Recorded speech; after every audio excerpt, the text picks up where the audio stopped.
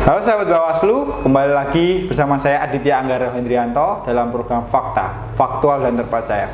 Kali ini kita akan mengulik atau membahas mengenai rekrutmen Panwaslu Kecamatan yang akan bekerja pada tahapan Pilkada tahun 2024. Di tengah kita telah hadir Bapak Danang Kristianto.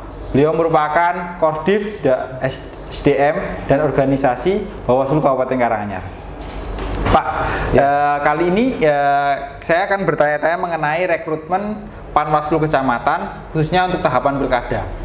Pak, ini kan tahapan pemilu dan Pilkada kan sangat beririsan ya Pak ya. Ini mekanisme ataupun tata cara untuk pendaftaran Panwaslu Kecamatan khususnya untuk Pilkada itu bagaimana Pak? Baik, terima kasih Mas Angga. Jadi memang saat ini untuk tahapan pemilu kita ketahui bersama bahwa saat ini ada di Mahkamah Konstitusi ya, terutama tentang PHPU.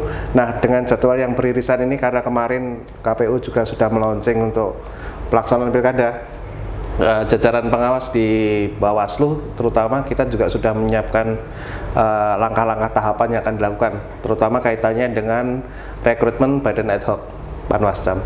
Nah, ini dari Bawaslu RI sudah mengeluarkan satu surat edaran tentang pembentukan panitia pengawas pemilihan umum tingkat kecamatan dalam pemilihan tahun 2024 beserta dengan jadwalnya sudah disiapkan. Jadi nanti kita menggunakan dua mekanisme. Yang pertama untuk teman-teman Panwascam yang existing, artinya yang saat ini masih ada bekerja yang habis periodenya di bulan April, nanti di saat ini kita lakukan dari tanggal 23 kemarin sampai 27 April kita mau lakukan pemberkasan, dilanjutkan nanti dengan tes, kita melakukan penilaian, evaluasi penilaian terhadap kinerja teman-teman Panwascam existing yang saat ini masih bekerja. Nah, terus yang kedua, nanti ketika penilaian ini sudah selesai dengan adanya pengumuman, jadi Panwaslu yang nanti bisa terpilih melanjutkan untuk periode berikutnya nanti tinggal dilantik. Tapi bagi yang tidak lolos atau tidak memenuhi syarat, nanti dilakukan untuk rekrutmen. Jadi nanti ada kecamatan-kecamatan tertentu yang Panwascamnya tidak lengkap, karena kita kan 3 Mas.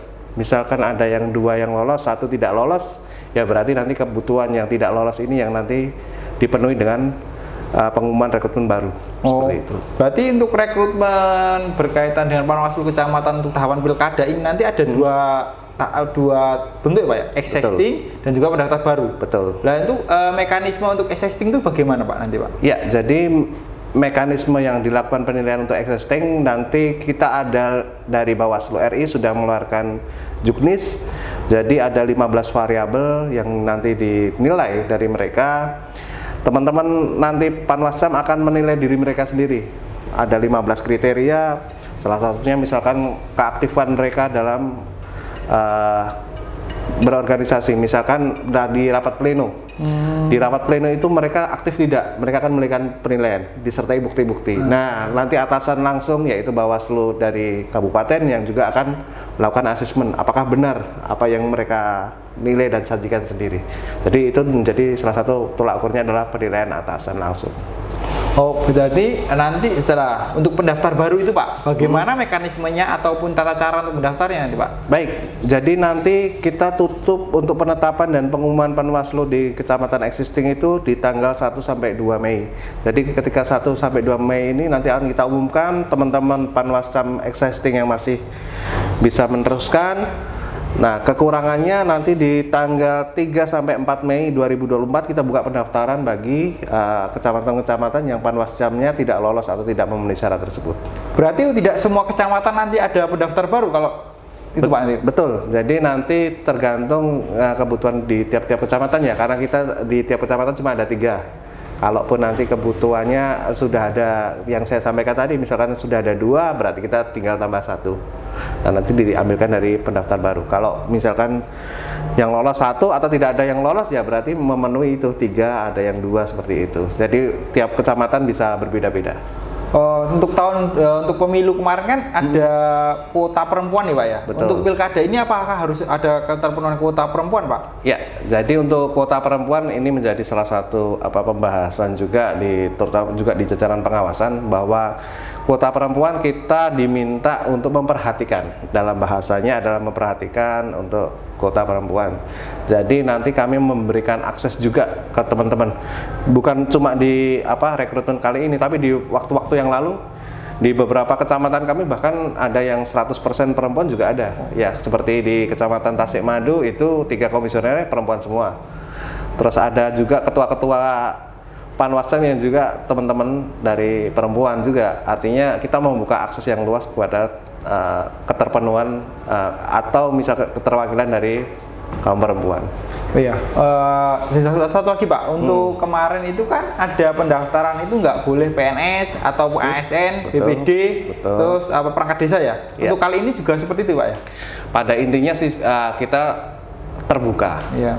Terbuka bagi pendaftar, siapapun bisa mendaftar. Namun ada beberapa kriteria memang untuk teman-teman ASN ya, terutama untuk teman-teman ASN, yaitu ada mekanisme bahwa nanti ketika mereka terpilih, mereka harus bisa menunjukkan surat cuti atau pengunduran diri sementara ya, iya. dari tempatnya bekerja, itu sebagai prasyarat, karena kita inginnya Panwascam ini kan solid ya, artinya teman-teman punya waktu yang Leluasa gitu ya. ya leluasa, tidak terbebani dengan kegiatan aktivitas lain, sehingga untuk teman-teman ASN atau perangkat dan lain sebagainya harus memenuhi itu.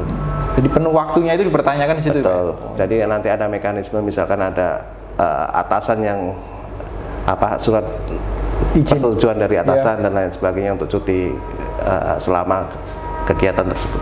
Ya. Pak, nanti bagaimana dengan tahapan atau seleksinya nanti Pak? Tahapan apa saja yang harus dilalui dalam tahapan Panwascam ini Pak? Untuk yang baru ya? Iya, rekrutmen yang terbaru. Yang rekrutmen baru nanti ada tahapan untuk tesnya, tes tertulis yaitu CAT, terus dilanjutkan dengan tes wawancara. Jadi nanti dengan komisioner terpilih, dengan komisioner Bawaslu Mama. Oh ya.